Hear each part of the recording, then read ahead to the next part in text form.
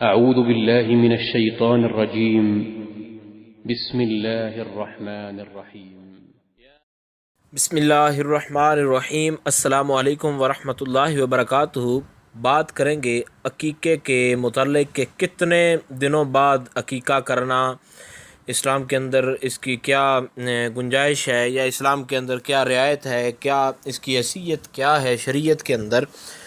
تو بات یاد رکھیں کہ عقیقے کا جو بہتر دن ہے وہ پیدائش کے 7ویں دن عقیقہ کر دیا جائے، لیکن جب اس کا اس وقت نہ بھی کیا جا سکے، یعنی اس وقت کوئی معاملات ہوں تو بندہ نہ کر سکے، تو زندگی میں جب چاہیں انسان عقیقہ کر سکتا ہے۔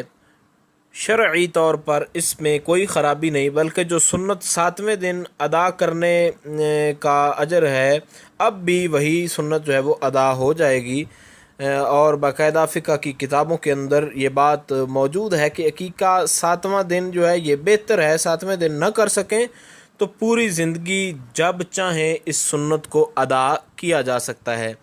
امید کی جا سکتی ہے آپ کو اس حوالے سے سمجھ آ گئی ہوگی۔ پھر بھی اگر کوئی سوال ہو تو آپ نیچے کامنٹ میں پوچھیں، انشاءاللہ آپ کو آگاہ کیا جائے گا۔ السلام علیکم ورحمۃ اللہ وبرکاتہ۔